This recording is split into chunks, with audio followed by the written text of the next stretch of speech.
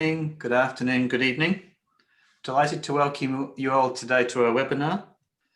Just while we wait, while people gather for the webinar, we thought we would have an icebreaker. And so we'd like you to go to a website called menti.com, MENTIDCOM. And on the menti.com website, it will ask you for a code. And the code is 53 72 13 8. And when you enter this code, there'll be a question for you to answer. And the question is, what country do you come from? Now, the Menti code is also in the chat. So just to repeat the code, it's at the top of the screen, 53 72 13 8. So if you wouldn't mind, please just entering where you come from in the world, just while we wait for colleagues to join. Great, thank you. It looks like we've got a real mix of people from all over the world here today for the webinar. Welcome from wherever you are in the world today. And we'll get started very soon with the concept for the content for the webinar.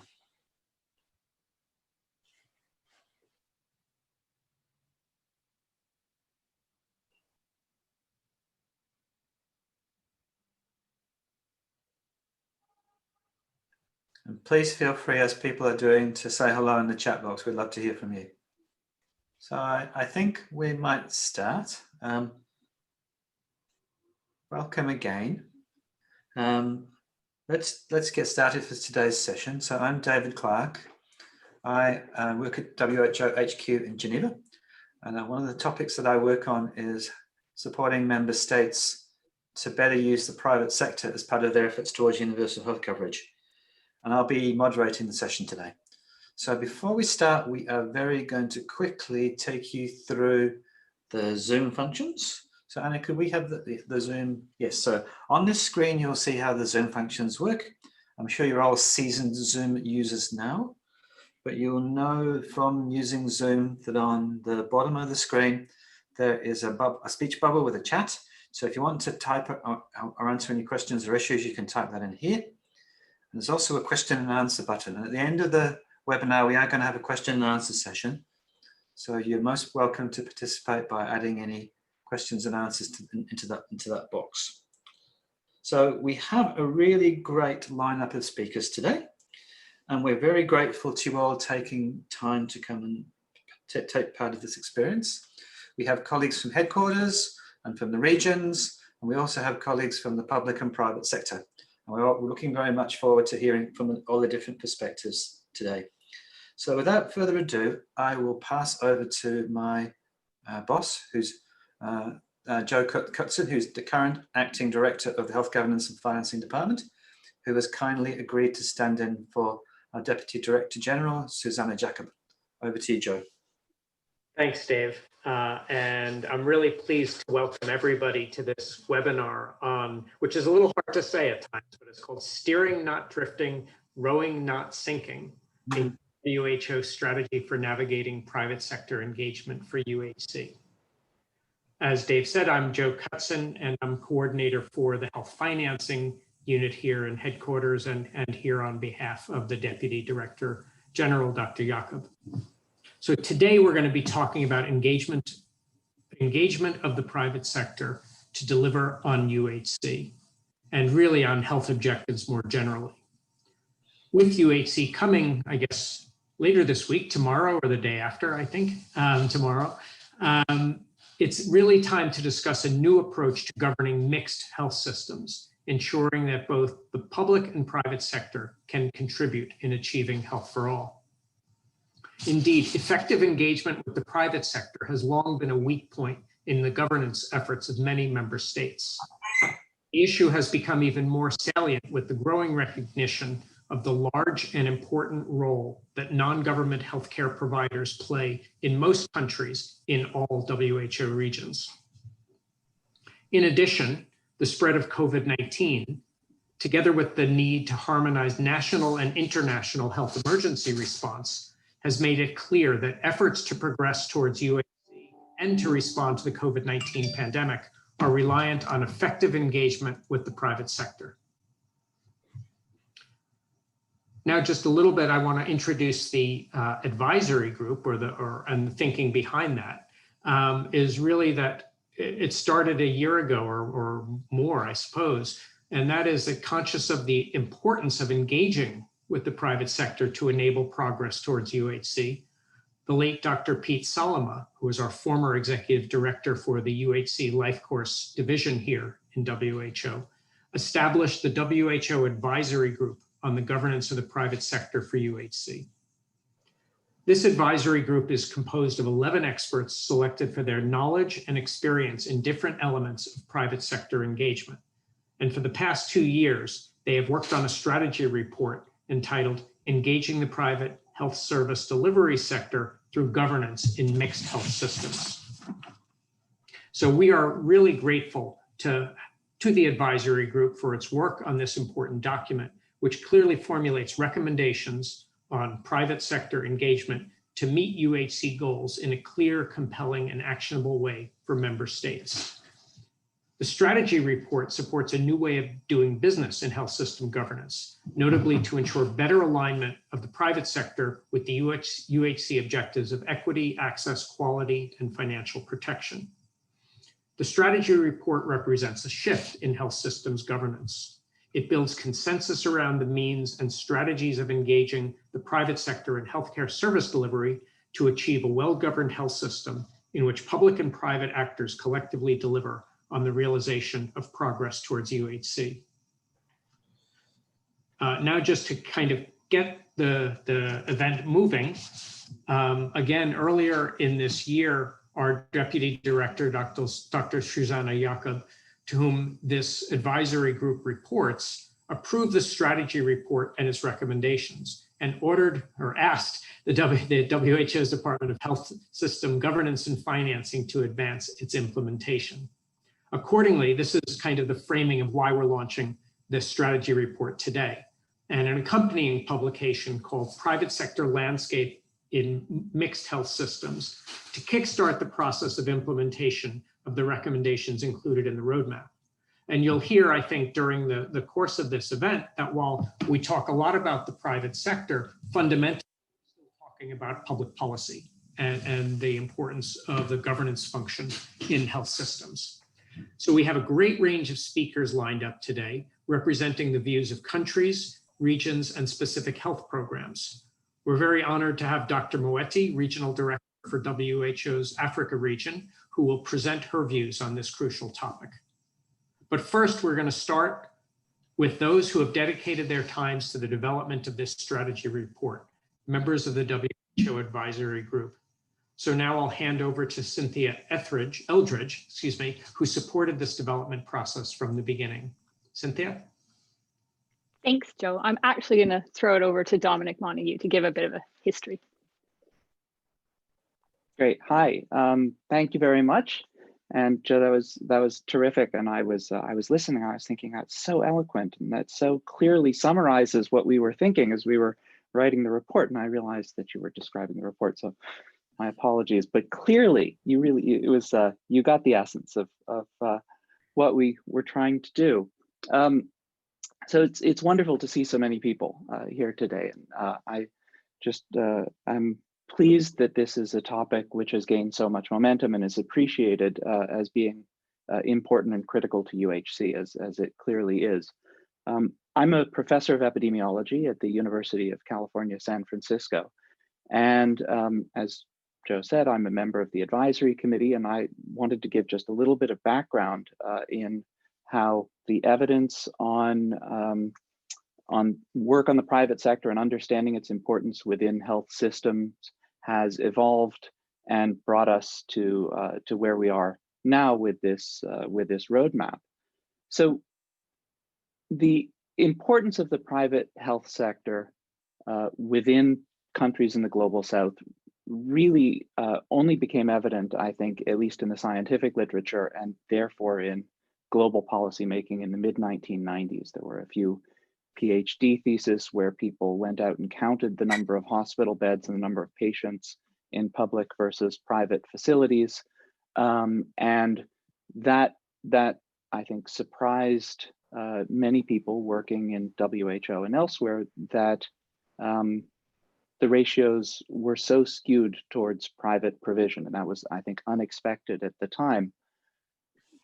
There had been anecdotal evidence of the importance of pharmacy chains and private delivery of drug sellers in Latin America, but it hadn't really been well documented. And so in the late 90s and early 2000s, a number of people from the World Bank started working on a series of publications around private sector assessments in countries. And so Alex Precker and April Harding and Birger Forsberg and others created a body of evidence that really began to illustrate the depths and the range of private sector importance in countries, particularly in Asia and Africa, but in Latin America as well, in ways that hadn't been understood before. And WHO picked up on this very quickly.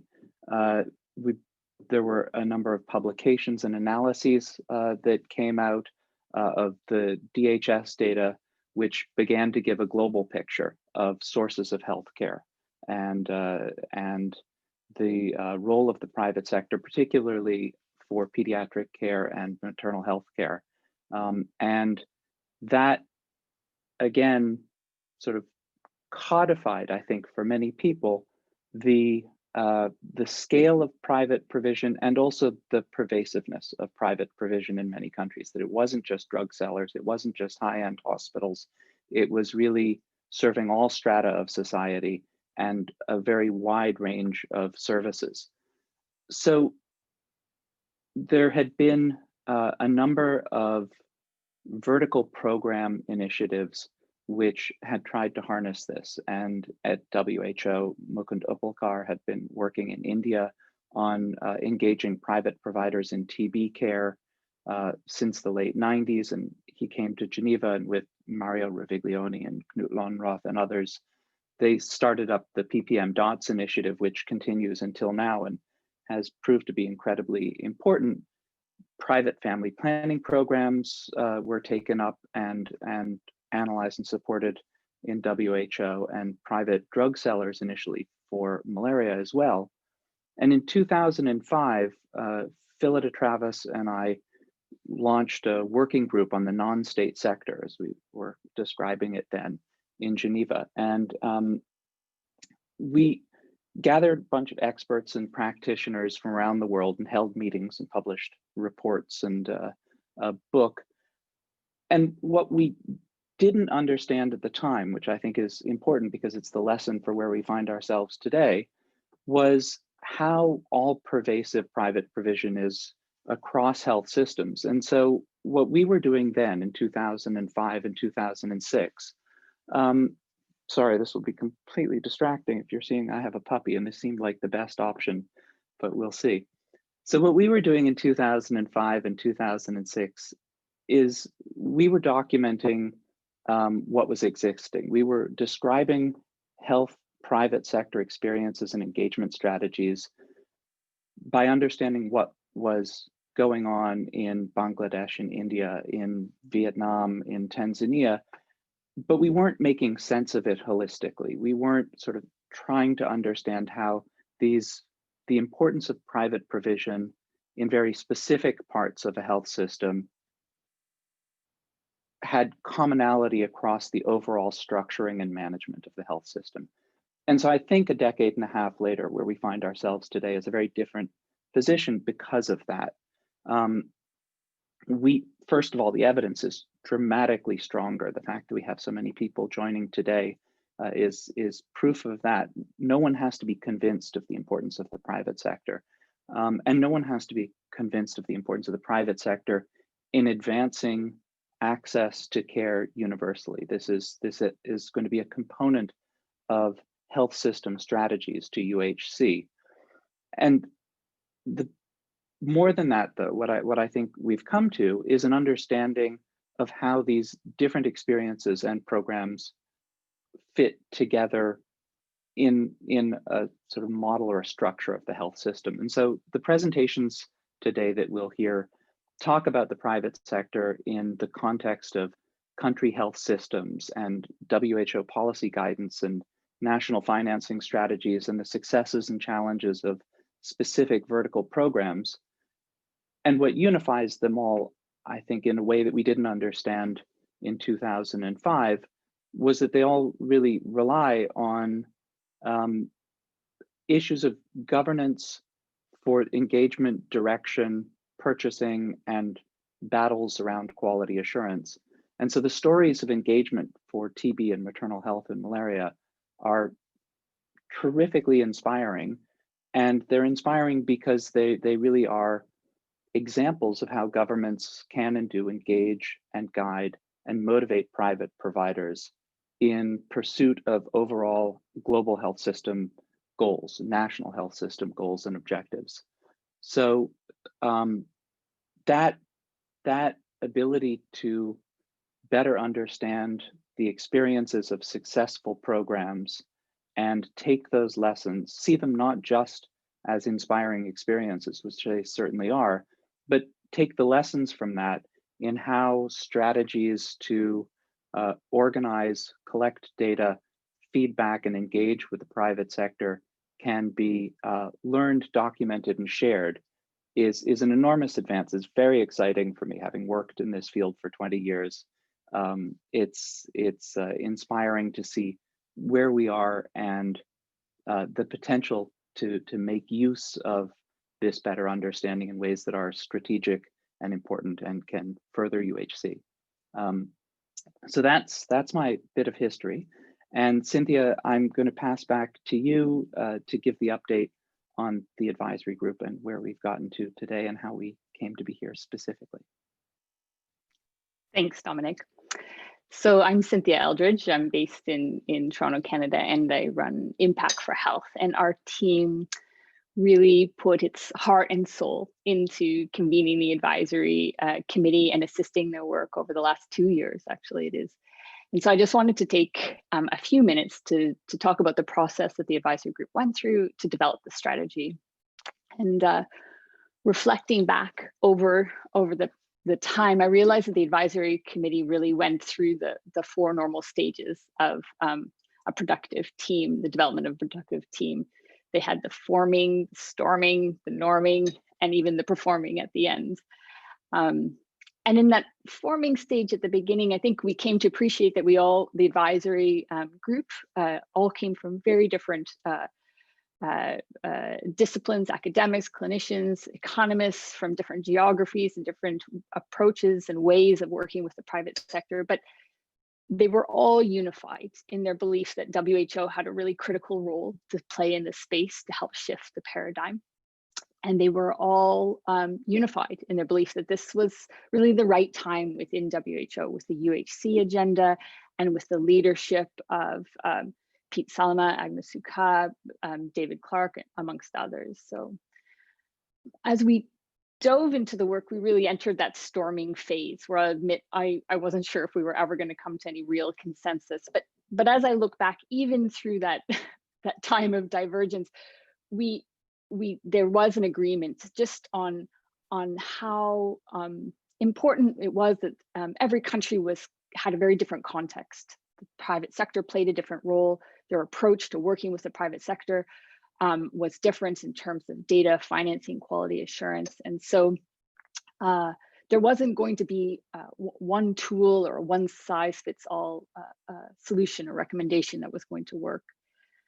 The second was that the context of the private sector service delivery was changing rapidly itself, much more digital, virtual, global, transnational, and even the categories of service delivery and product delivery themselves were getting blurred. And these changes were stressing and pressure testing the traditional ways in which we've thought about how to work and engage with the private sector. And so it really forced us to think about new approaches and new ways of framing this.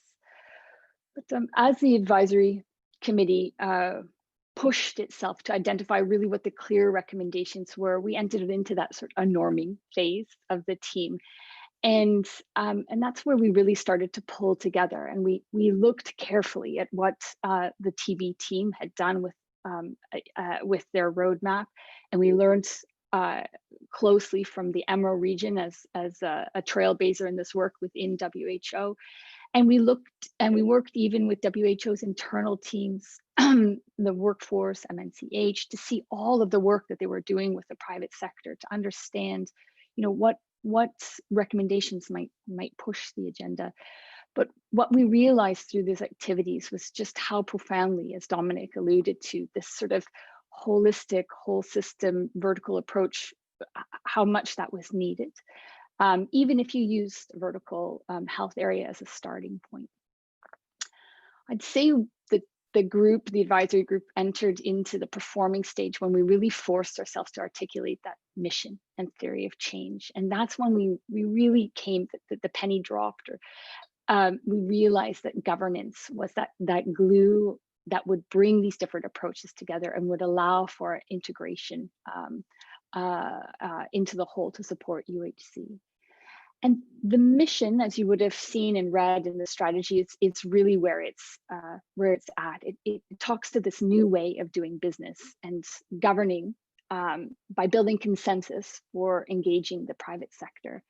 And that new way of doing business requires new behaviors. And the advisory group distilled that down into the 6 key behaviors that are in the strategy. But it's what you see is that the strategy is really a behavior change process, and it's not linear, it's iterative, it's responsive, it's reactive. But those behaviors, once adopted, allow us to link and catalyze the traditional tools of government that are staying the same, that in terms of economic and social regulation, patient information, supply and demand side financing. But the behaviors allow for us to work with those tools in a new way, and a new way that allows the public and the private sectors to come together towards UHC and really allows for the realization of the vision. So as we were finalizing the strategy earlier in this year, COVID hit, of course. And in the early days, we weren't sure if it was appropriate to release actually a strategy such as this.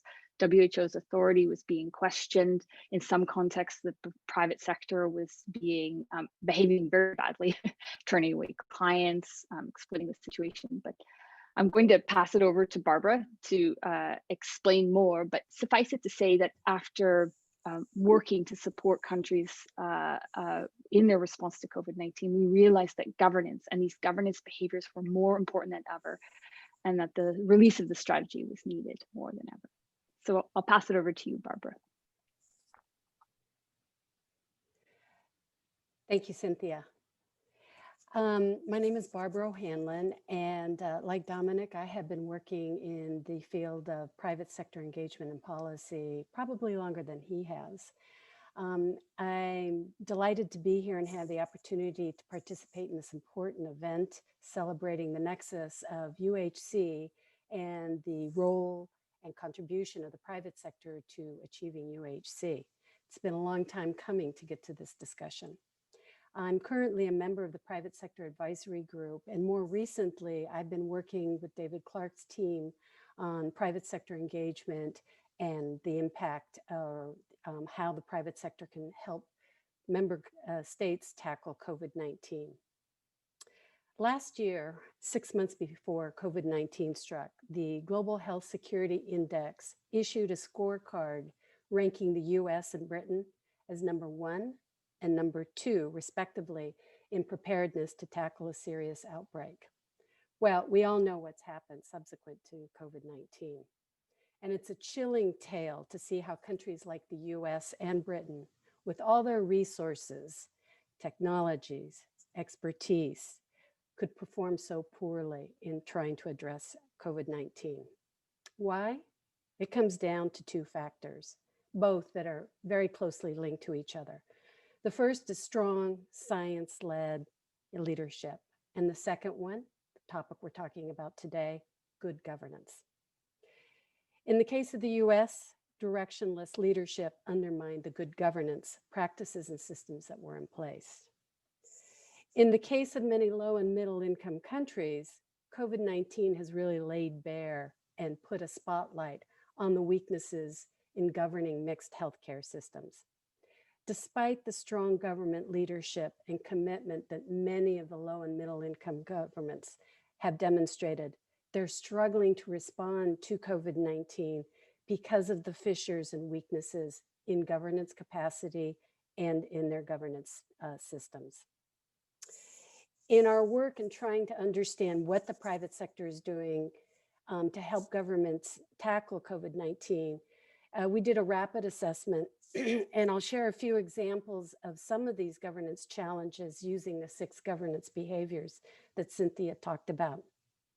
Many health ministries have unreliable and inaccurate data on the private health sector, limiting their understanding of private sector capacity to partner with governments to tackle COVID. Private sector has been locked out of strategy discussions at national levels to develop the national emergency plan. So these plans do not acknowledge the contribution or clearly detail the role that the private sector can play, and therefore the private sector cannot deliver on COVID-19 strategy, at least not effectively. Health ministries have rushed to develop new clinical guidelines for COVID testing and treatment in many countries, but these new guidelines restrict, that is, don't enable private providers to deliver these COVID-related services.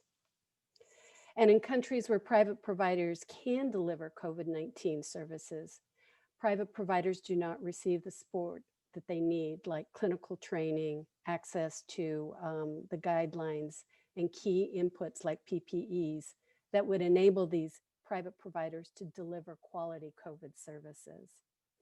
And lastly, in these same countries, public and private sectors often lack formal mechanisms and clear and established working relationships that would strengthen communication and coordination on the COVID response. These challenges and gaps in governance are not unique to COVID-19. And as a matter of fact, for all of us who've been working in governance areas and private sector engagement, these challenges have existed for a long time. But as I mentioned before, the pandemic has shown a bright light on these weaknesses and have, as Dominic mentioned, really accelerated the momentum and the interest in trying to address these governance gaps and building government capacity to steward a mixed healthcare system. But there's another looming disaster in addition to COVID-19 that we have uncovered in our recent research.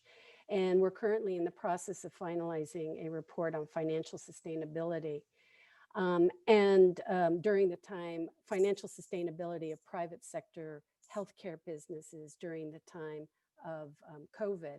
And what we've seen is that the COVID-19 lockdowns and restrictions on private provision of non-COVID services has resulted in a dramatic drop in revenue, while at the same time, these healthcare businesses are experiencing rising costs because of the disruption in international supply chains. And to respond to this new economic reality, a significant percentage of private healthcare businesses had to put in place drastic cost-cutting strategies, lay off staff, and in many cases, close facilities. As the study shows, the type of healthcare businesses most affected by the economic consequences of COVID are small and medium-sized healthcare facilities, who in many low and middle-income countries deliver frontline essential services. In fact, the key informants interviewed, particularly among private sector leaders, revealed great concern that if governments don't act now, this sector may actually collapse. As many low and middle income governments recognize now more than ever, they can't address COVID without working with the private sector, they're turning to WHO for guidance. They need help not only to do the clinical side of COVID, but they also need help to address the governance gaps that will help determine how well they're able to tackle COVID.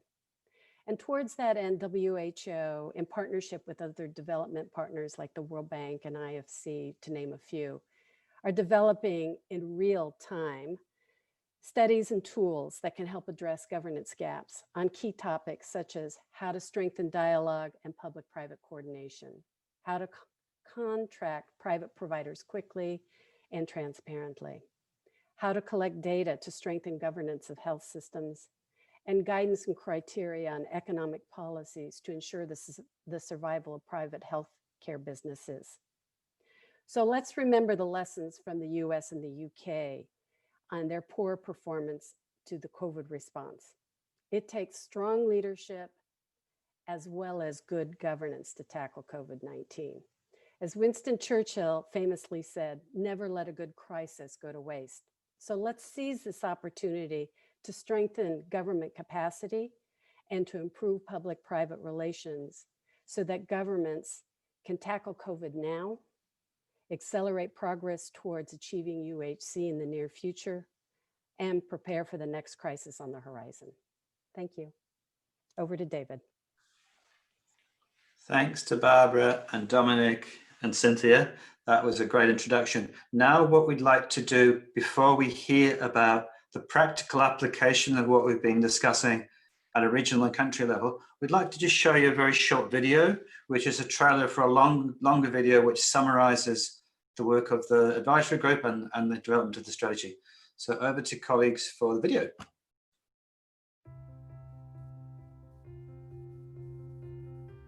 All 193 member states of the United Nations have agreed to work towards universal health coverage as part of their health system's goals. In all of these countries, the private sector plays an incredibly important role in health service provision. This is because almost all of these countries have mixed health systems made up of public and private providers. It follows that the private sector is a very important partner as part of efforts towards universal health coverage. In recognition of this fact, in 2019, Pete Salama, former executive director of the UHC and Life Course cluster at WHO, decided to set up an advisory group to advise WHO and its member states on how to govern the private sector and how to increase the impact of the private sector as part of efforts towards universal health coverage. The members of the advisory group represented decades of on-the-ground experience in private sector engagement, from research to technical assistance to implementation. The challenge was really how to harness collective learning and expertise to inform WHO's approach to working with the private service delivery sector. Once drafted, we took the strategy through a 6-month consultation process from the WHO regions and external stakeholders to refine the final product. We're looking forward to taking you through the strategy. To begin, let's start with the definition. Private sector engagement is the meaningful inclusion of private providers for service delivery in mixed health systems, using dialogue, policy, regulations, partnerships, and financing. Effective engagement involves the successful application of 6 governance behaviors. Well, the first recommended governance behavior is to build an understanding through the generation of intelligence. Therefore, collection and analysis of data allows alignment of priorities for actions. Build and sustain partnerships by ensuring regular communication that fosters trust. Empower actors by setting rules and defining what each health actor must do, how they must do it, and for whom. Align policy objectives with organizational structure and culture, and ensure communication channels are established. To build trust is to understand those factors that promote accountability environments, but also the fears and interests of both the public and private sector stakeholders. Lastly, formulate strategic policy direction by designing interventions that harness the private sector and articulate roles and responsibilities. It is because of WHO's commitment to its member states and their efforts towards universal health coverage which has led us to the decision to release this bold strategy, not despite the current context, but because of it.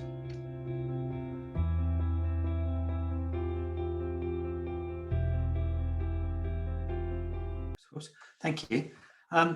What we'd like to do now is recognise the huge work that's also being undertaken at regional level when it comes to this important topic of private sector engagement.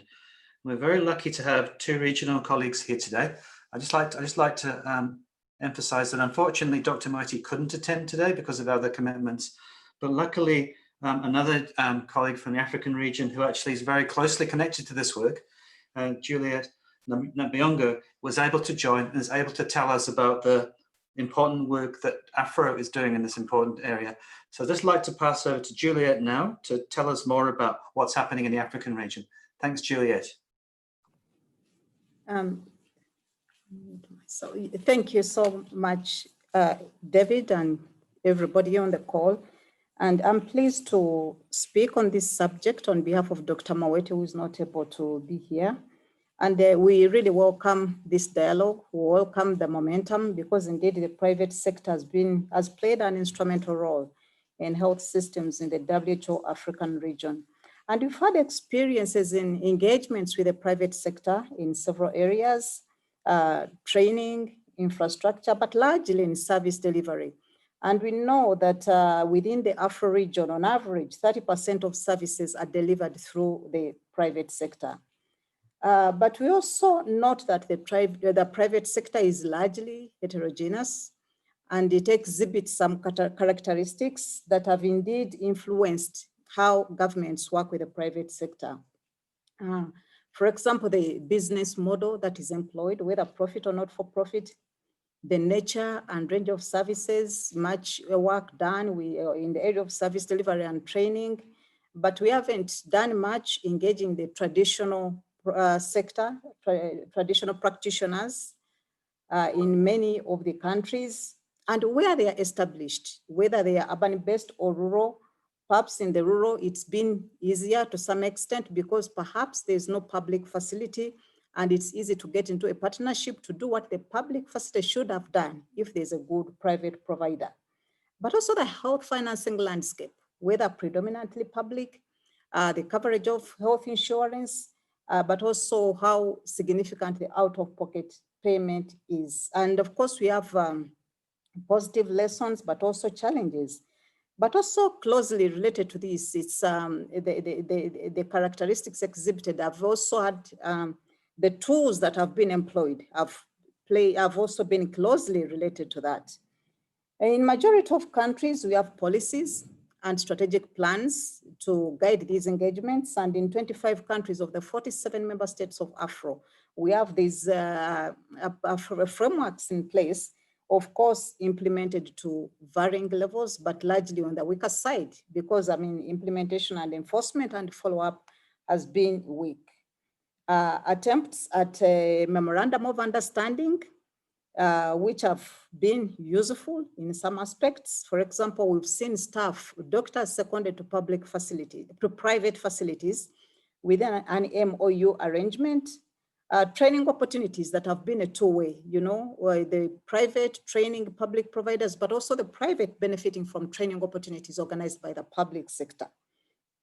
Subsidies have been provided in an effort to improve coverage, to move towards UHC, and trying to push the private sector to reduce out-of-pocket payments such that more people can access services through their facilities. The subsidies have been instrumental in that aspect, but of course succeeding to varying levels. Why? Because the limitations in funding, maybe they haven't been sizable enough to really push, to contribute meaningfully to the cost of service delivery in the private sector. But also, there is an issue with the MOUs where both parties have not met obligations. On the side of the private sector, the provision of data to the public, to ministries of health, has been a challenge, in as much as in some of the cases, this is one of the requirements of the MOU. It hasn't been realized, and we still grapple with that, because it's important for us as we talk of UHC, as we talk of coverage of health services, we need to have a comprehensive view of what's going on in both sectors, but it's still a big challenge. Contracts have been tried. For example, we have the example of Lesotho, where this didn't go well, poorly negotiated, poorly enforced, and a lot has been published on this, but still it's been attempted. Now, we also have some good practices on the continent. I'll cite just few. For example, in the area of manufacturing of medicines, the example of Uganda, where the government signed an MOU with a private company to manufacture ARVs and antimalarials, and the Minister of Health committing to purchasing from this facility at fairly good prices. The case of Kenya, where facilities have been renovated and equipped, maintenance skills passed on, and of course, this has contributed to improving access to services, but also the quality of services that are provided. More examples in Malawi and Senegal, but I also want to touch on the issue of challenges. Barbara has touched on some of these. Cynthia also made reference to some of these. The issue of access remains a big problem, predominantly urban-based, largely unaffordable. And the question we've asked again and again is that how can we attract investments, for example, private providers to move into rural areas? A comment has been made on the tax-free loans, but this has been difficult to realize. Affordability of the services provided, given the weak regulatory capacity, but also lack of some of regulatory instruments in some of the countries, that's also still a problem. There are some services that are not attractive to the private sector. When we talk of UHC, we are talking of a whole range of services, right from prevention to palliation. But some services that are not profitable are not attractive to the private sector. For example, preventive services. And indeed, they've been weak in that aspect in provision of preventive services. But also the issue of provision of emergency services. Barbara has talked about that. We still have to figure out how to engage them more actively and more meaningfully in emergency response. The varying capacity is of concern, ranging from well-established hospitals to a one-person venture, small clinics. That may not even be registered, whose quality of service is questionable. We also need to see how to manage this heterogeneity, but also the varied capacity, and who do we engage with, who do we partner with? Complementarity, is it focusing on comparative advantage? Is it filling gaps? Is it competition? How do we rationalize the establishment? How do we rationalize the distribution of private providers? How do we ensure complementarity? This is a challenge. And indeed, Cynthia touched on a point that is so important, that when we talk of public-private engagement, when we talk of regulation, that perhaps we're looking at multiple instruments. We are looking at a whole range of skills. We are looking at tailored approaches, and we really need to build that capacity. But also the strategy, I think Barbara, when he said that, maybe it was David, when he said that new behaviors, we've been stuck in the rhetoric for a very long time. Action has not matched rhetoric. We've been stuck in dialogue. We've been stuck in consultations. And I think we really welcome this strategy that talks of new behavior. And indeed, I think that is what we need now. However, the COVID response really has opened our eyes to how important the private sector is. They've been very instrumental responding to presidential calls, setting up funds, and indeed they've contributed, for example, to expanding infrastructure, where they've renovated isolation centers, like the case of Gambia, played a role in case management. For example, in South Africa, they've been very instrumental. Even financing, you know, Nigeria, Benin, Ghana, Uganda, really they've contributed significantly to the response in terms of financing, in-kind contribution, PPEs and other supplies. That's another area where we've seen the private sector coming in strongly, and we really want to build on this momentum. And as the WHO Africa Regional Office, we continue to create an enabling environment, both from a governance point of view, provision of skills, provision of tools, provision of technical assistance, and also we are working with the other partners within the region. We really welcome the strategy, the WHO strategy for private sector engagement for UHC. And fortunately, it has synthesized the evidence that even what I'm talking about now, And it's gone through a consultative process where even people from the region have been involved, and we really believe it provides implementable solutions and suggestions that can move the region to what we want to see. Within the WHO African region, again, there's more momentum. The Harmonization for Health in Africa, which brings together 10 partners, have created a whole stream of work to really see how do we support countries engage the private sector better. A lot of case studies have been undertaken. Lessons continue to be shared, supporting countries to implement good practices, scaling up these good lessons, and also provision of resources and technical assistance. Some of the things that we are realizing from this network where we are harmonizing actors to support systems strengthening, but now talking to the subject of today, to put in place effective public-private sector engagements.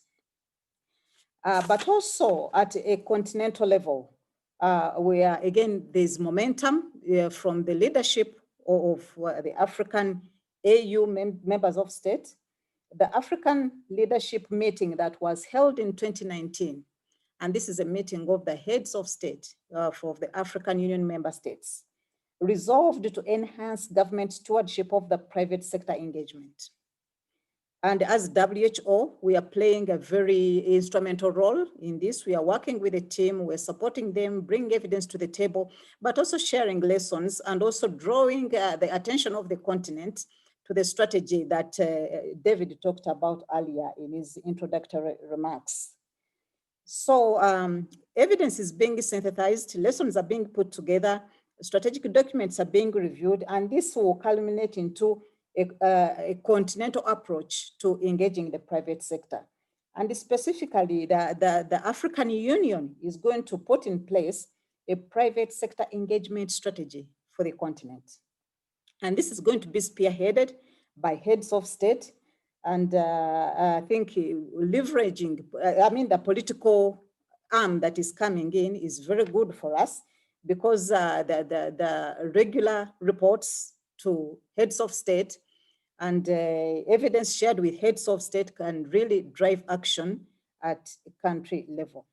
But also as the continent, we want to say that we are leveraging opportunities, the resources and expertise on the continent, but also the Africa Continental Free Trade Area Agreement, right now ratified by 30 out of 55 member states of the African Union.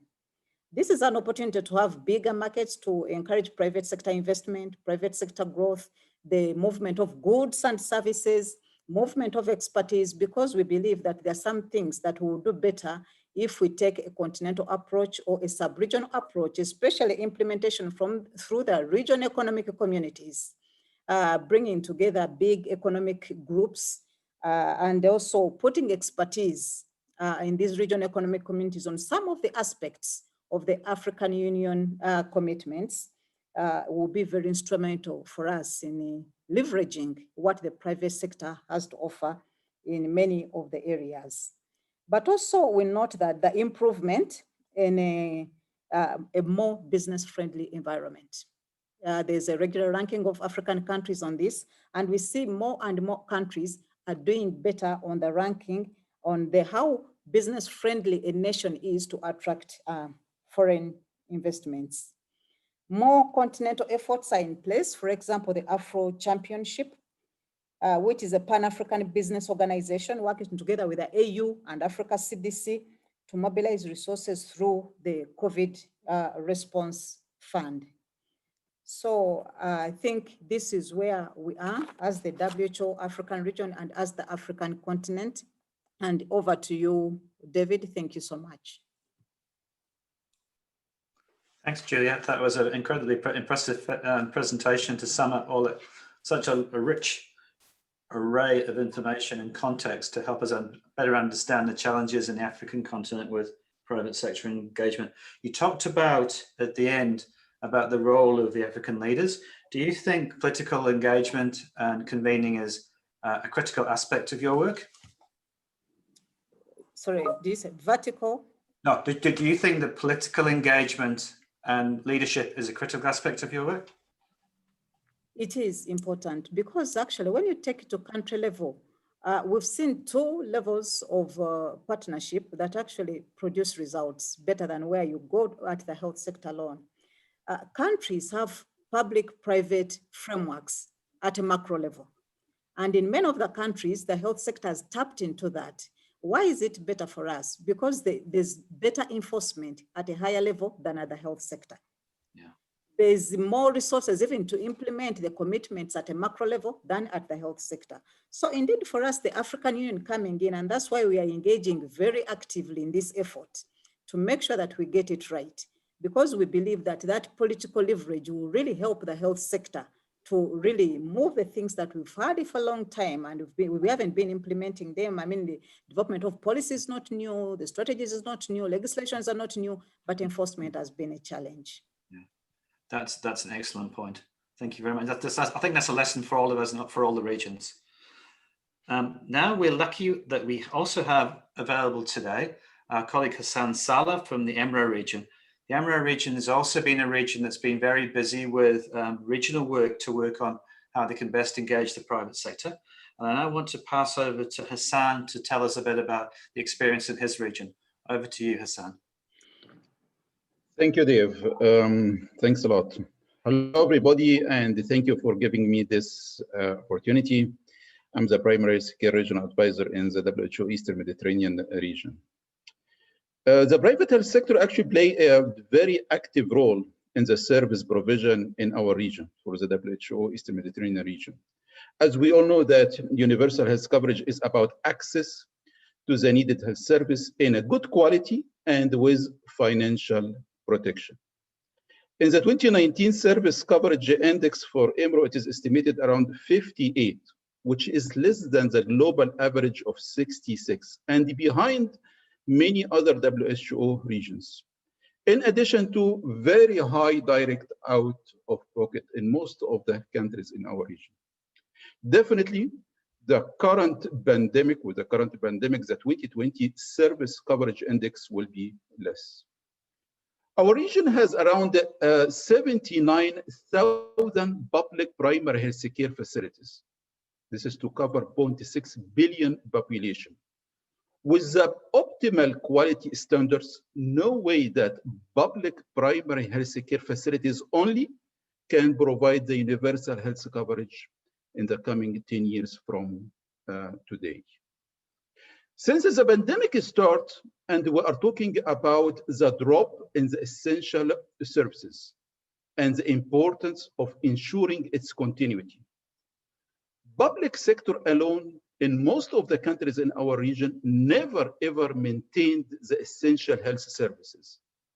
Private sector provide around 90% of the modern methods of the contraception in a number of countries.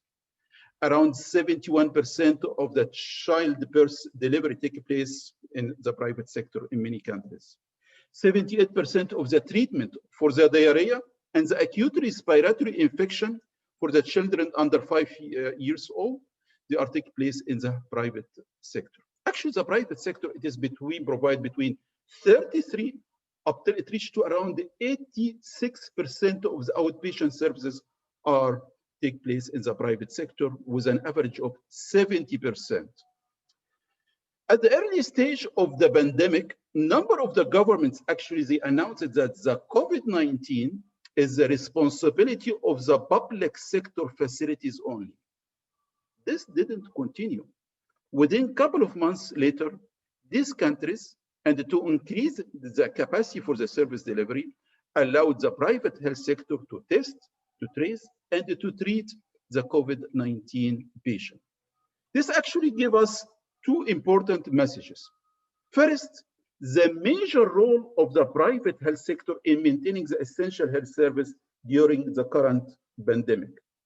Second, without the full engagement of the full engagement with the private health sector, universal health coverage will continue as a dream for most of the countries in our region.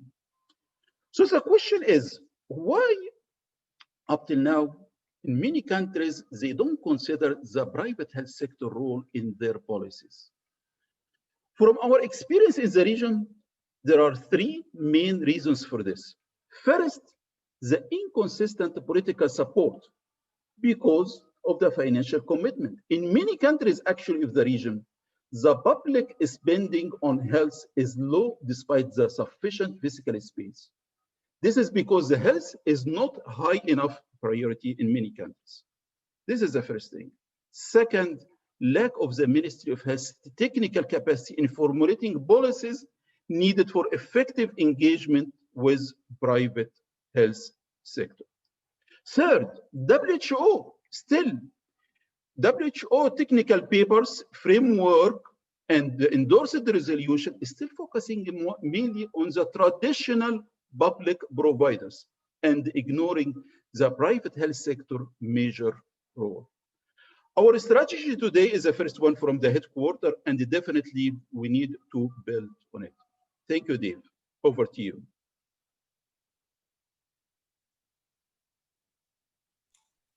Thank you, Hassan.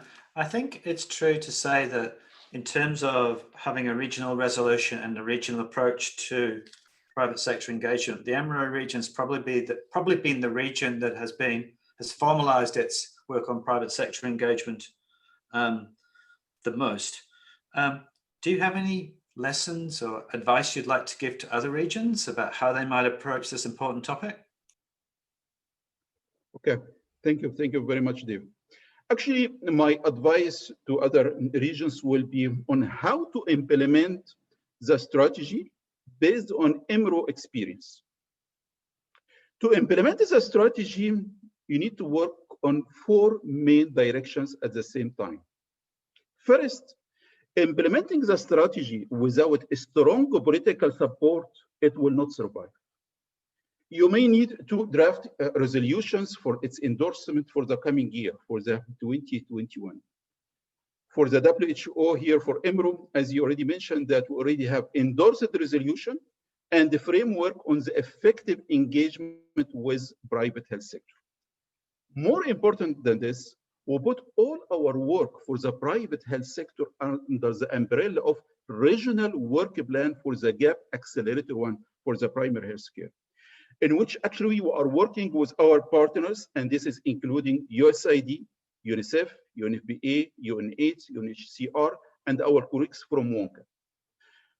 My point is that putting the private health sector work under the partners umbrella definitely is going to give you more support. This is the first thing. Second, implementing of the strategy, it needs information, as simple as that. Most of the countries still they are lacking information about the private health sector. In EMRO, we conducted an in-depth assessment of the private health sector for almost 17 countries over the last couple of years.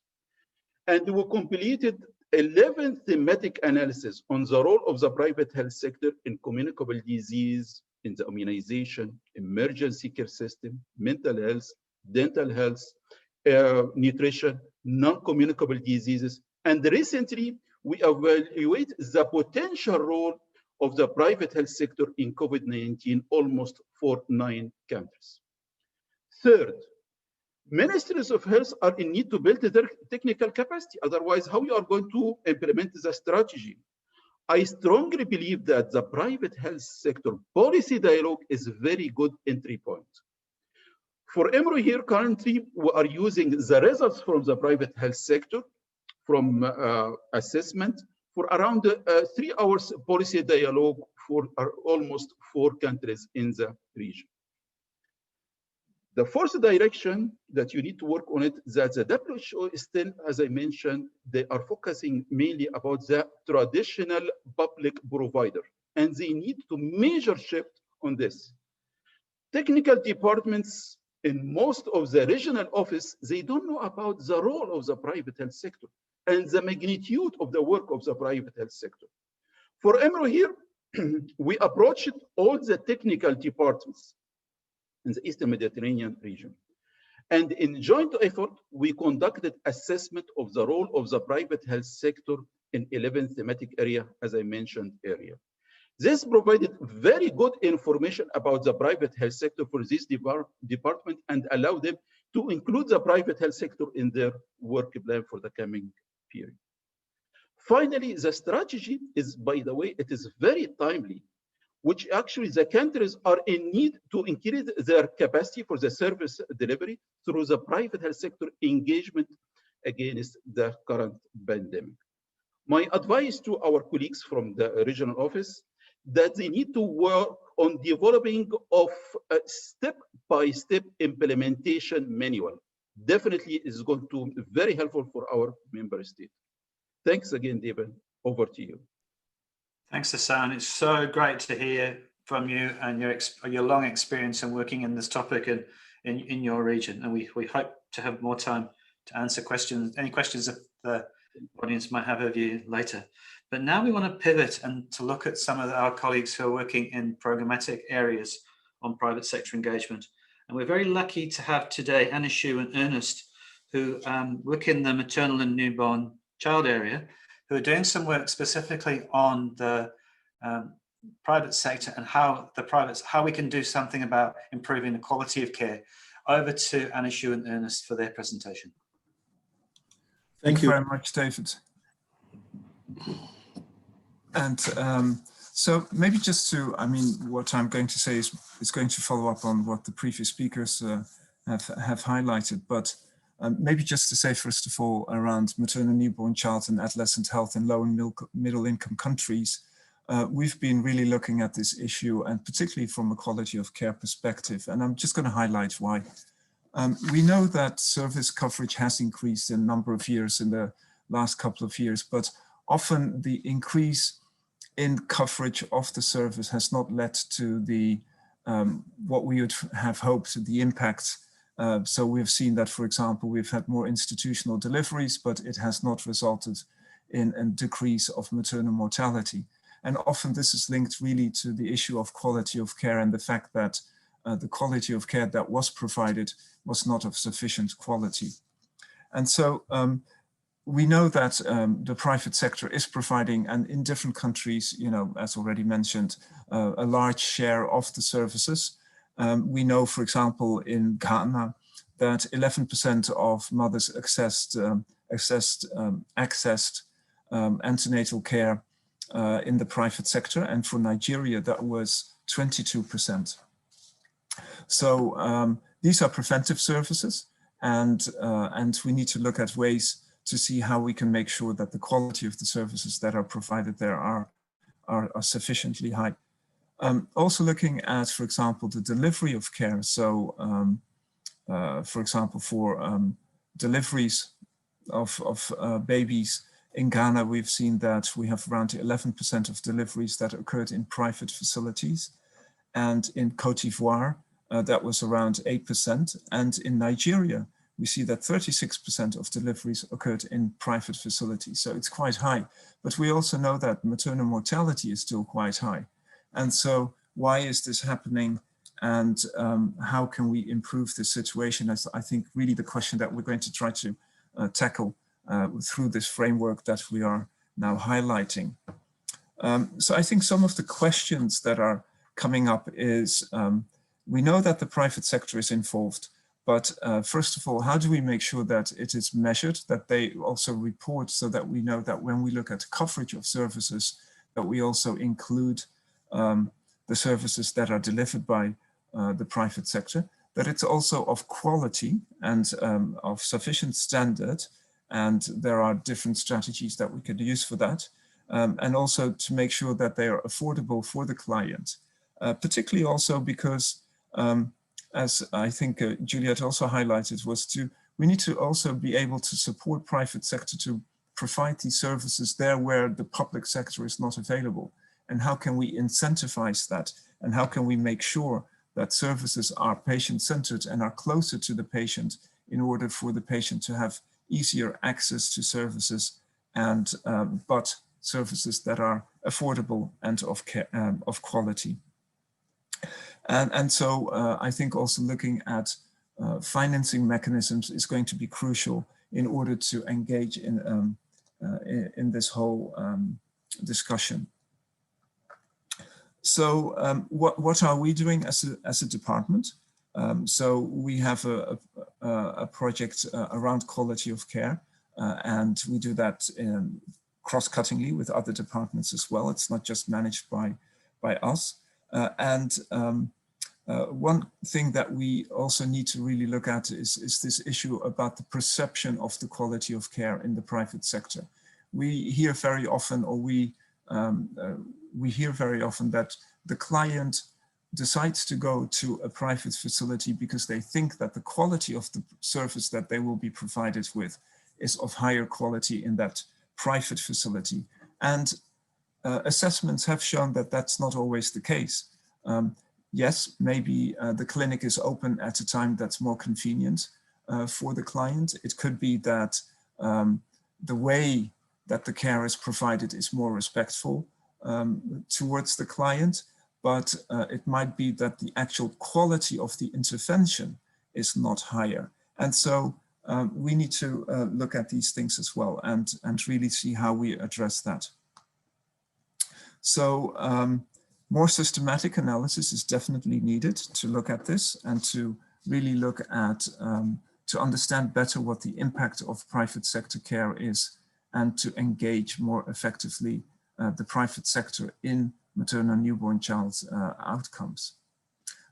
We are working with 3 countries, Bangladesh, Ghana, and Nigeria, to really look at how the private sector is engaged there and what they are doing. So we need to look at more closely at how engaging the private sector in delivery of maternal newborn child services, let's say, can be done with quality. That's one.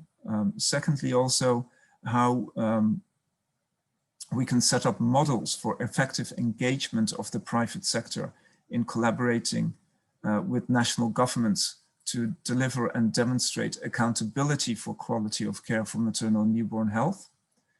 And so some of the evidence that is emerging from the countries that we're working with is, first of all, the mistrust between the public and the private sector. And that has always been an issue. And so that's the first thing to address. Also, poor market conditions that hinder the private sector to engage. So often we would like to make sure that, for example, all women have antenatal care services. And but antenatal care,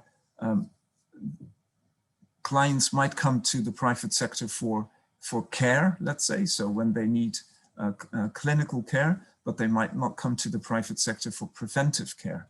And so here we need to look at mechanisms to really make sure that the private sector can also be supported in delivering preventive services if the private sector is the most accessible for the client. We also have often complicated policy frameworks and regulatory systems. And so that's an area also to look at to see how can we facilitate engagement and service delivery supported by governments through the private sector. And as highlighted earlier also, we have a gap in accurate data from the private sector. And so we need to look at also ways to level the playing field for different kind of private sector providers in order to provide these services. So looking at the framework that we have now, of the private sector strategy, when we look at, for example, how we can enable stakeholders, we should look at how to better organize the private sector. We can look at how to increase opportunities for private sector through potentially financing and economic incentives to provide services for maternal newborn health. And also we need to build, as already mentioned earlier as well, really look at capacity building of the national health system to engage with the private sector. Therefore, it's very important to foster a dialogue between the public and the private sector, and really also maybe facilitate and incentivize reporting by the private sector so that we know really what's happening and what's going on. So that's it from let's say, our perspective on how we are trying to engage in this area. And I would now really like to hand over to Dr. Ernest Asidu from the Ministry of Health in Ghana, who is really leading this work together with us, but leading this work in Ghana itself. Over to you.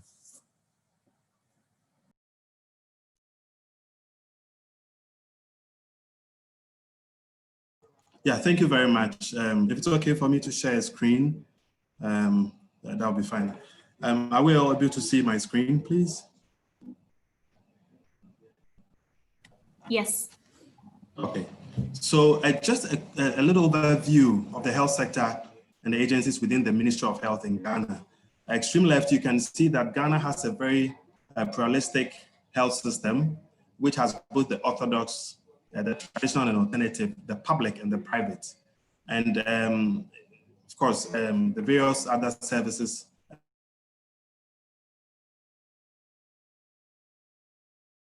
within the agencies, which in terms of service delivery. And then you can see that on this side, you see that we have the phased or the missions. And then also we have the self-financing, which are all private, including, let's say the community pharmacies and all that. So this is just an overview of the health sector situation in the country. The Ministry of Health sits in the middle, and all these agencies do the implementation as far as the policies that the ministry has are concerned. So there are some facilitating structures within the country that helps both the public and the private to be able to do what they need to do, making it quite easy for that flexibility, and then also being able to work together in terms of collaboration. So we have what we call the Health Facilities Regulatory Agency, which licenses both public and private facilities. And then that has moved on beyond licensing, monitoring, and then into what we call accreditation. And then we also have the regulatory bodies that also are established by an act of parliament, including the Food and Drugs and then the professionals. We also have the Public Health Act, and then also harmonizing the data that we have, which we call the DHIS2, and that helps us to pull all the data that's both the public and the private together. And ultimately, the patient and family engagement that works, together to make these things happen. So just to talk a little bit about what have we learned from the work that is currently going on. We know that Ghana, Nigeria, and Bangladesh are, into looking at the mechanisms for engaging the private sector. And I would say that the ministry purely recognized the enormous contribution of the private sector. In Ghana, for example, we know that about 40% of all the services that we provide is coming from the private sector. And here we've been able to see that the private sector encompasses a wide range of services and then various agencies. So for example, we have the Christian Health Association of Ghana, we have the Ahmadiyya Muslim Mission, and both put together form the faith-based. We also have the self-financing, and that would include those who run facilities at the level of clinics and then also hospitals. And we also have, let's say, community pharmacies that are also providing private health services to people in Ghana. And then as we know, it's dotted around both urban and then the rural settings. So there's a lot of effort for the government to support the private sector as far as maternal, newborn, and child health services are concerned. And so the ministry supports the private sector, for example, with human resources based on the an MOU that has been signed, especially for the faith-based. So almost all the staff that are working within the Christian Health Association of Ghana and Ahmadiyya are being paid for by their remuneration, and their salaries are being paid for by the government, even though the ownership of the facilities belong to the various churches and then also the Muslim mission. So this is something that we learned, which is very good, because then ultimately there's some kind of accountability, there's some support, even in terms of equipment. These facilities are able to benefit from the government. So that partnership, as far as the MOU is concerned, is working good. The other thing is that they also are recognized as facilities or primary facilities that can be in the position of what we call the district hospitals. These are political definitions or administrative definitions for hospitals within each of the districts that we have in the country. Again, the health facility regulatory agencies, as I mentioned, licenses both the public and the private, and the National Health Insurance scheme, which is the main health financing mechanism for the country at the moment, also allows both the public and the private to come on board to be able to render services to the good people of Ghana. And so we know that about 40% of the services that are currently being produced in the country are from the private sector. And then we look at the human resource part of it as well, and I talked about as far as the infrastructure is concerned, and then the equipment that sometimes may make it a bit difficult for the private sector to venture into some highly sophisticated health services like running in intensive care units, and then also neonatal intensive care services or high-level maternal and newborn care services. So these are things that we've been able to learn from what currently is going on based on the work that is being done. So we want to know, how can we work with the private sector to improve the quality of care? I think the continuous engagement is very important. During this COVID-19, the minister called all the private sectors, especially in Greater Accra region, to be able to look at aspects of how we could also support the private sector in providing services, knowing very well that it's a responsibility of the government to bring healthcare goods to the doorsteps of every Ghanaian. The private sector plays a very critical role. What can we do in terms of distribution of these health facilities at various locations? That typically would include the rural and urban distribution of staff in terms of the facility locations itself. So all these things are things that we've seen can lead to some positive gains within the health sector in Ghana, achieving the universal health coverage. Again, we are looking at expanding support with human resources to other private institutions beyond the faith-based that we're currently working on. It's an engagement that is currently ongoing where the Society of Private Medical and Dental Practitioners have put forth to the ministry if there are any opportunities for the government to also support with staff, whether it's in terms of remuneration or whether it's in terms of giving them some of the staff from the government side to be able to provide these kinds of services. So the other thing is also looking at the reimbursement, especially for those who are located within the hard-to-reach areas or what we call the less resourced or in the rural settings, that the reimbursement of the National Health Insurance may be a little bit more prioritized, in that sense. So basically, these are the things that we've been able to learn from this work. We're currently going to have what we call the multi-stakeholder engagement that would also pull a few more private sector information on how we'll be able to do it. But the government, I would say, is positioned to ensure that this partnership works really well, and then we'll be able to reach everybody within the country as far as we achieve the universal health coverage. Thank you very much. Thanks for that great presentation, Ernest. Now it'd be great to pass over to one of my colleagues from the TB team. As we mentioned earlier in the presentation, the TB area at WHO has probably been one of the pioneers of work on private sector engagement. And it's a great pleasure to have Monica here today to talk to us about their experience. And I also want to acknowledge the contribution of Madhu Pai, who was a key person on our advisory group, who's also been a key person in relation to the work on private sector engagement and TB. Over to Monica.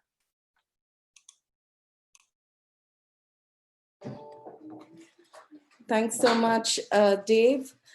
So thanks for that introduction. I lead the work on public-private sector engagement at WHO's Global TB program, as well as the work on TB elimination and our Director General flagship initiative, Find, Treat, All, to end TB, which is very linked with the ongoing work on UHC. I'm very delighted to be here to join this important event to launch the new strategy on private sector engagement for UHC. It's been long in coming, and Dave, you've led this amazing work along with the advisory group and team.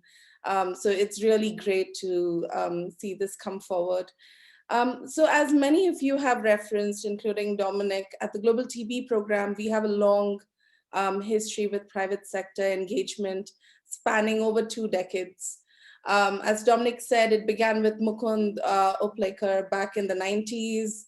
Kunut, I joined over 13 years ago, and we've moved from just acknowledging the need to engage private care providers for TB since the early 90s to ensuring private sector components in our World Health Assembly mandated strategies, such as the Stop TB strategy, the WHO End TB strategy. All of these now feature private sector engagement as important components. We have developed and rolled out key guidelines, toolkits, guides to support countries engage private providers. We have a special working group, a Stop TB working group on public-private mix to end TB that WHO is the secretariat for. We use this working group to convene countries to share experiences annually, and Dave was part of this meeting a few weeks ago, where we had 300 participants from across 30 countries come together to discuss private sector engagement, which models work, which don't. We also bring together private providers so we can hear private care providers from the ground, so we can hear what are the challenges, how can we improve, how can we strengthen engagement, as well as national TB program representatives. And this has been really key. And and we have, as Dave said, in your advisory group, you had Dr. Madhupai, who's also the chair of the PPM working group. And he's been critical to lead the work forward in this as well. So, so a lot of great collaboration. So that's to give you context. We have such a long history with private provider engagement, and all of this stems from the fact that, as many of you know, TB is one of the top infectious killers. In fact, as late as last month, we were saying it's the #1 infectious killer. But unfortunately, since COVID has been claiming more and more lives, I think we no longer can claim that. It's one of the top killers. And one of the big issues has been that there's been a constant gap in reaching all people ill with TB. We estimate around 10 million people fall ill with TB every year. We've seen this in 2019, and a third of them miss out on access to care. So looking at the UHC agenda and closing the gap, this has been really tough with just public sector engagement. And we found that private sector engagement is really the answer to this. So as I said, the gap, there's a 2.9 million gap, or a third of people with TB miss out on care. And a lot of these people are in countries where there is a large private sector. In fact, there are 7 big countries with large private sectors, which account for 60% of those who are missed.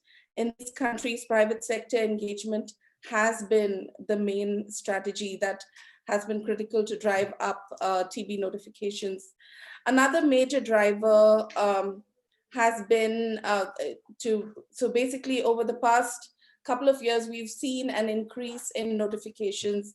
And this really is a big evolution from what we saw a decade ago, where there was a lot of resistance to private sector engagement. All of that has changed. It's evolved. We're seeing more and more partnering with the private sector. And we're seeing sharp increases in notifications.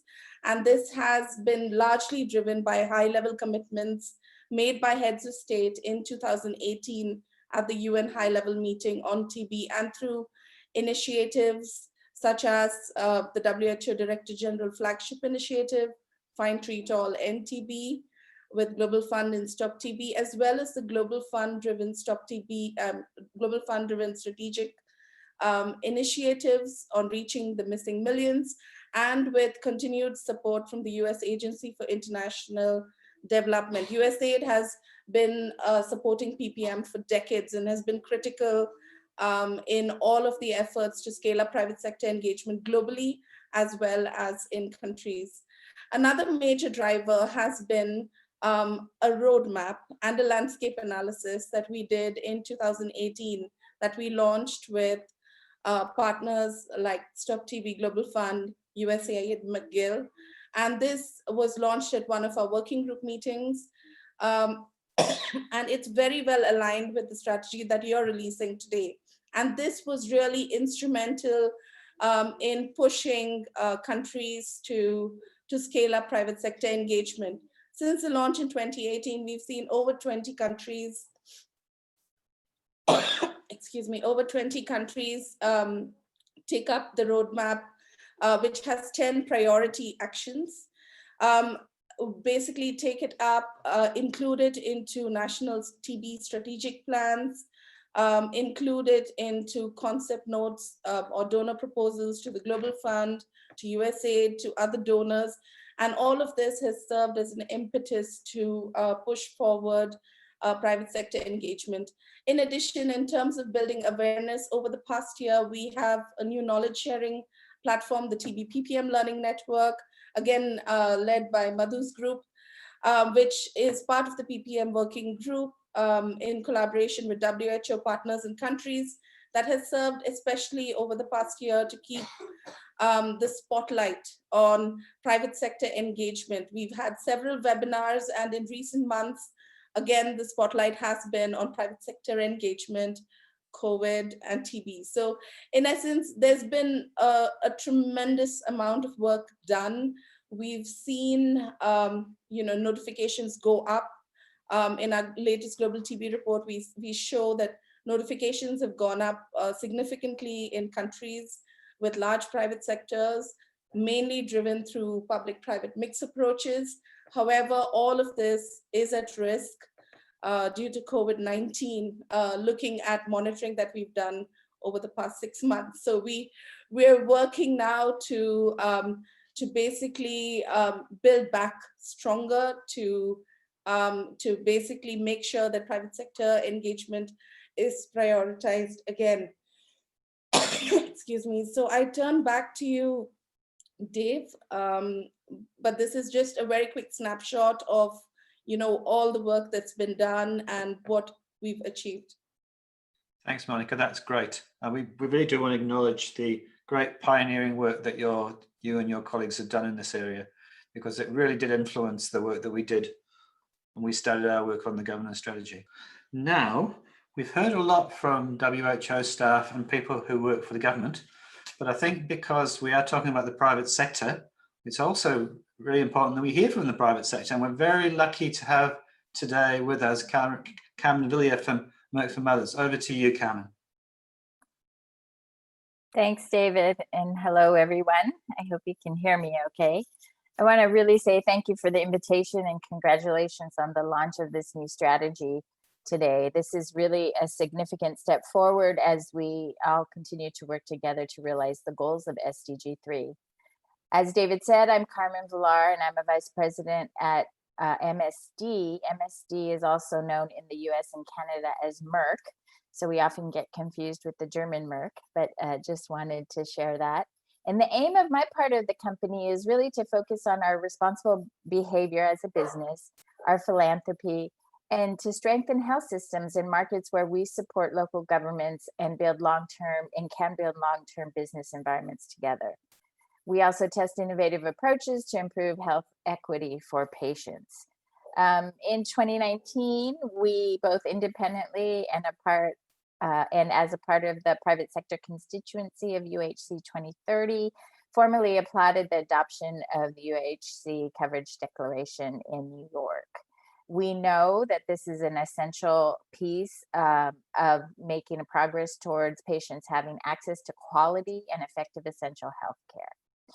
I have a personally long experience working in the global community, having lived in Africa and worked for CDC for a very long time. And I think together, both the private and the public sectors can really make progress, as has been the theme of this and the launch of our strategy today.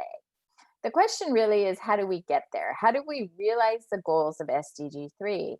I believe, and our company believes, that part of the answer is in SDG 17, Partnerships for the Goals, which specifically calls out for collaborations with the private sector to help deliver on the SDGs.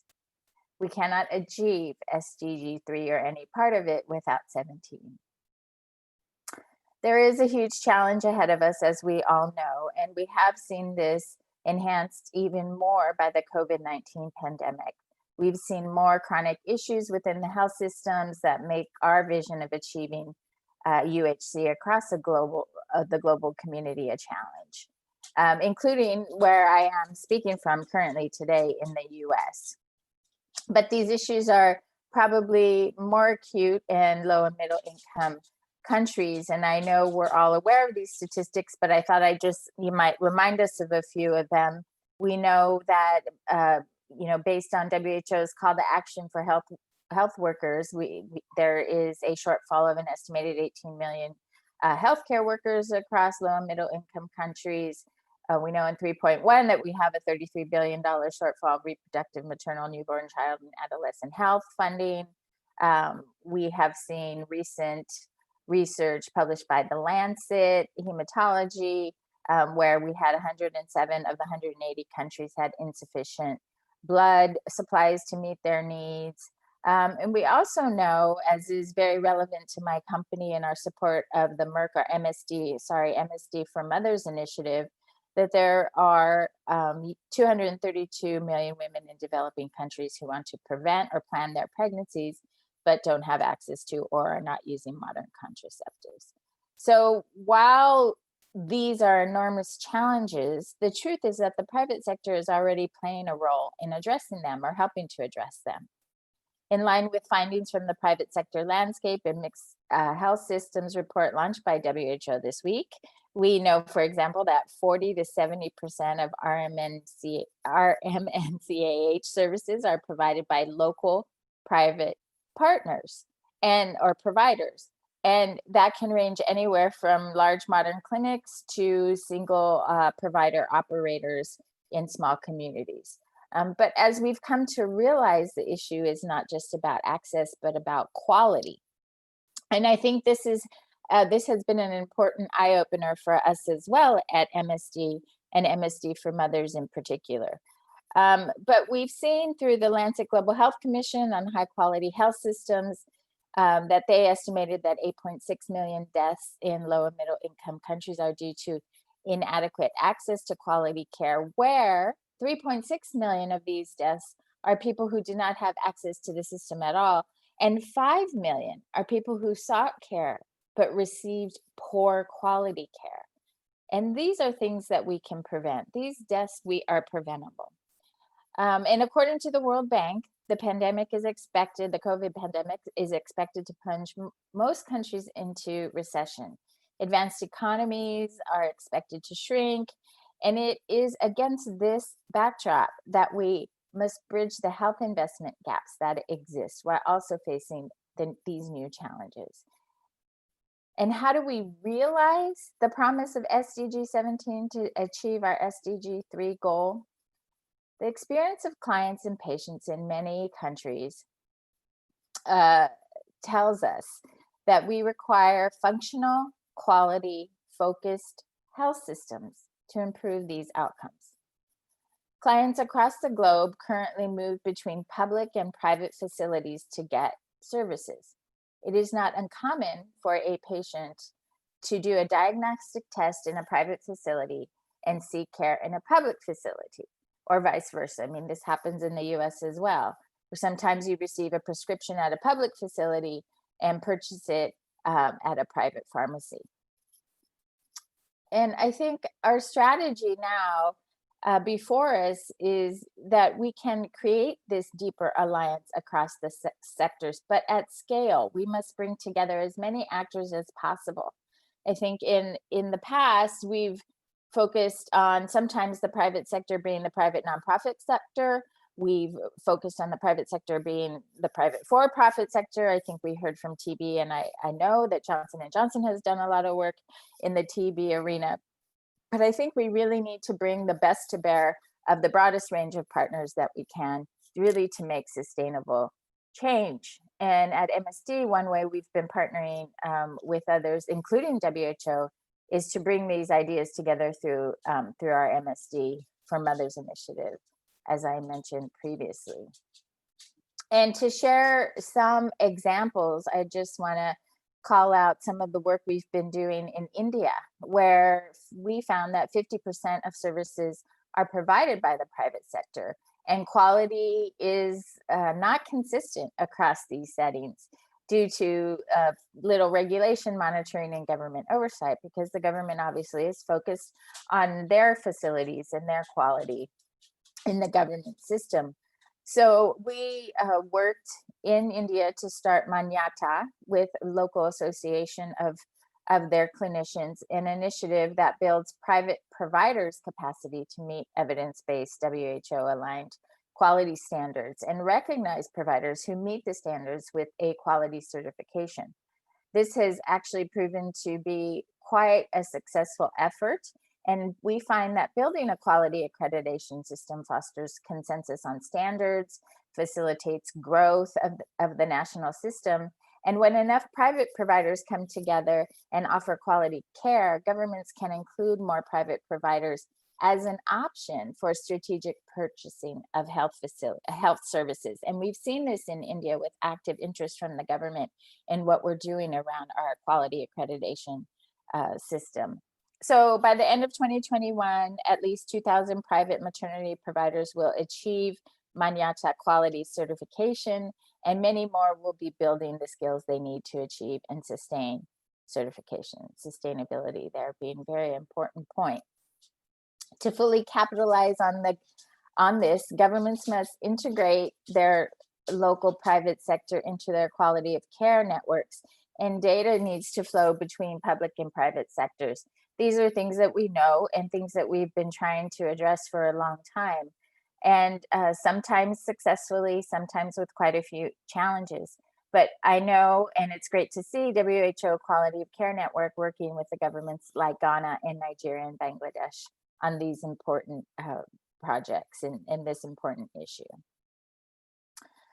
Obviously, one of the big questions as we talk about public-private partnerships or partnerships in general is how do we raise private capital to invest in sustainable private health businesses for health system strengthening? We are undertaking numerous events, efforts at MSD around social impact investing and partnership. And one of these examples is our Moms or Maternal Outcomes Matter initiative. And this is a collaboration between the U.S. International Development Finance Corporation, MSD for Mothers, Credit Suisse, and USAID, where we've mobilized $50 million of private capital to support maternal and child health in sub-Saharan Africa and South Asia. These monies are to improve and expand infrastructure services and access to care in order to ensure healthy pregnancy and safe deliveries. And we announced in January this year that the first investment will be supporting Life Bank's efforts to expand access to life-saving medical products, namely blood and blood products for mothers in Africa. And since October 2018, Life Bank has been addressing this challenge through an innovative mobile application that allows healthcare providers to order life-saving blood and blood products from medical centers across Lagos and Abuja, and connects would-be donors to their local blood banks. And they've recently also expanded into Kenya. I can tell you, after living in Zambia for some time, having a dear friend of ours nearly bleed out on the side of the road in a bicycle accident, I know firsthand, and I think many of us do experience this, having access to emergency care services, and in particular, blood products. So this is a really important partnership and investment for the collaboration. I think as a company, MSD has invested $40 million in impact investing funds that are, we hope, improving the healthcare ecosystem For example, the Leapfrog Fund is improving financial inclusion so people can have the security that comes with products like personal health insurance as a complement to public health system offerings. And another example many of you may be familiar with is the UNICEF Bridge Fund, and we've invested in that fund to accelerate the purchase of needed supplies and relief efforts. And the funding really does provide a bridge between years or gaps in funding flow for UNICEF. And in this year, in reaction to COVID, obviously, we decided to forgive the interest payments on our loan to UNICEF so that they can do even more in these difficult times. So these are just some of the examples that we can raise capital, invest in organizations that have the expertise to augment or support government's capacity. I have a few more examples here that I can share with you, but I think one of the important ones that I really want to talk about is, as the private sector and as a representative of the industry of pharmaceuticals, are product innovations. And some of you probably know this around the project that we undertook with WHO and with Ferring Pharmaceuticals, our MSD for Mothers efforts to organize a public-private collaboration to tackle this issue. The collaboration led to the largest clinical trial conducted on prevention of postpartum hemorrhage called Champion. And this study, WHO conducted the study in 10 countries across the world. But most recently, and I think one of the most important points of this collaboration as a result, was that Swissmedic has provided regulatory approval, Albers, and the first product approved under the marketing authority there under Swissmedic. So that was in May of this year. And this provides a nice alternative to women giving birth or who are at risk, high risk of postpartum hemorrhage. It's not, a perfect,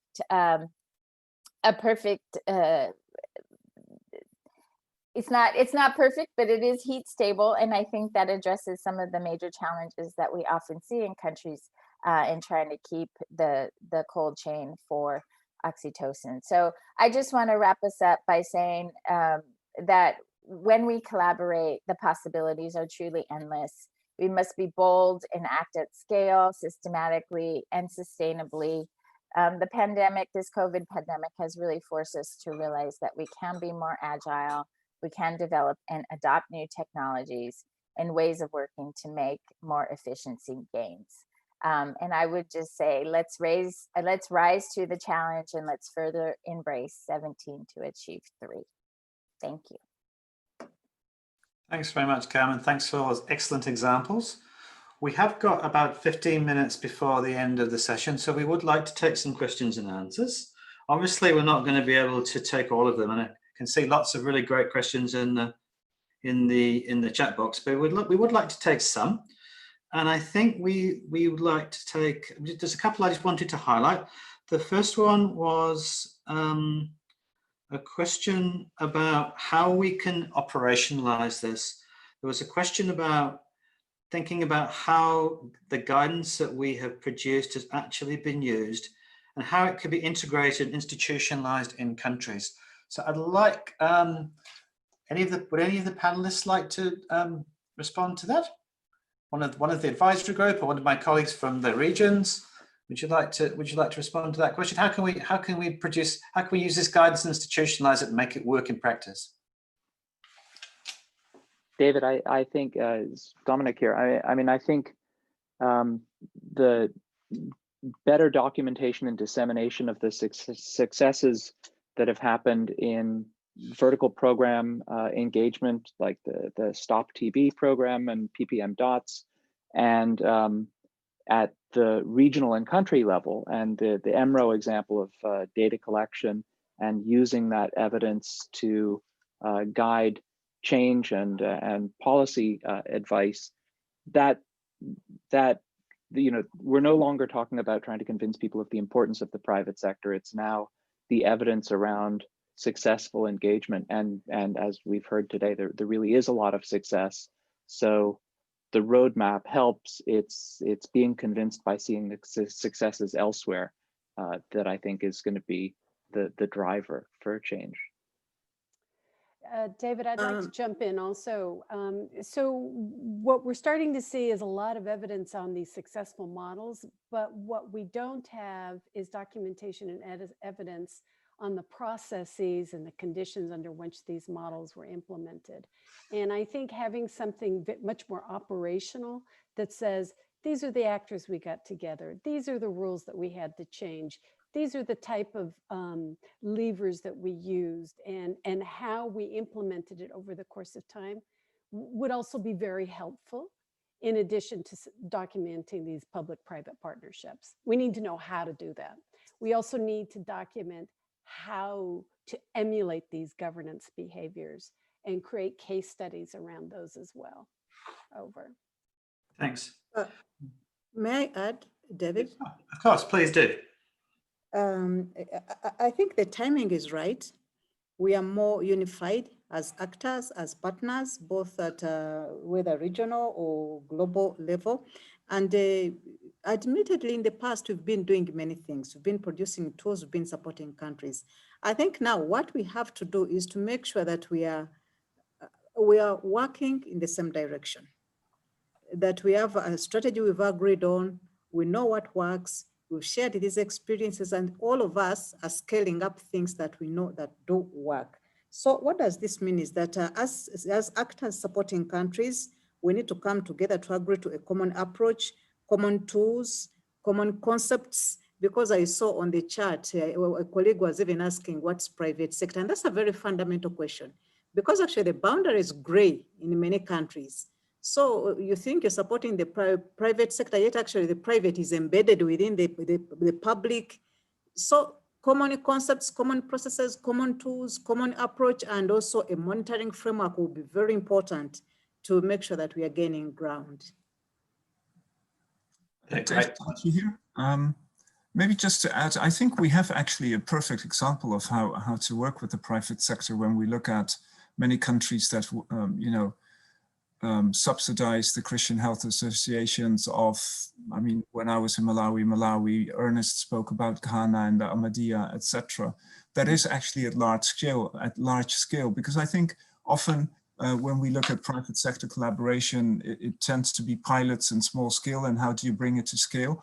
But we have actually examples that are working at scale. And so I think we should maybe really look at those kind of agreements, contracting mechanisms, etc., and see how that could be applied to the for-profit provider private sector, let's say, and see what potentially needs to be adjusted in legislation, regulation, etc. Because in fact, many of the low-income countries have excellent mechanisms through these Christian health associations and do it large scale. That's a great point. Thanks, Anishu. And to respond to the issue about definitions and concepts, we think that this is a really critical agenda. And just to give you one example of something that we've done about this, in the chat, we do mention a piece of work that we did to define the private sector. So you'll find in the chat a reference to a document that we produced where we define the private sector. I would like to turn to another question now. We have a really good question about whether the approach should differ in engaging with private companies whose products contribute to premature illnesses, like tobacco, alcohol, and food companies. And I can respond to that, but I wonder if anybody else in the panel would like to comment on that. But just in terms of responding to approaches, the work that we're doing is very much focused on service delivery. So we're very much focusing on how the private sector can contribute to health service delivery in countries. And I think the person who asked the question is quite right. There is a completely different approach and a different set of issues if you're thinking about the private sector whose products might contribute to the non-communicable disease program, burden rather. And I can tell you that my colleagues in the NCD team are actually producing a separate document which looks at these issues and looks at how we can work with the private sector to reduce the NCD burden, but also how we can address those companies whose products might be contributing to the burden. So that's a very good question, but the work that we're talking about today is very much focused on the service delivery sector.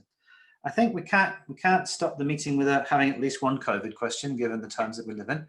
And somebody asked us a very nice question about what we've seen in terms of good and bad practice in relation to what's happened during the COVID situation.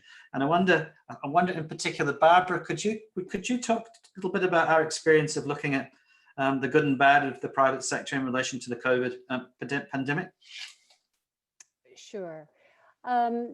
So let's start with the bad and end with the good on a happy note. On the bad, it's the type of behavior that you would expect, such as turning away patients because they have no form of payment, introducing suspect drugs and lab tests, price gouging for services as well as tests, hoarding of supplies, and then raising prices and holding the public sector hostage to these prices.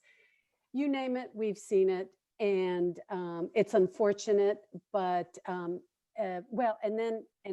let me also include one other behavior, which is unfortunately governments participating in some of these unscrupulous behaviors, the dirty word, corruption. But on the other hand, on the private sector side, and I think Dr. Juliet from Africa, WHO Africa really underscored the unprecedented response by both private industry and the private health sector.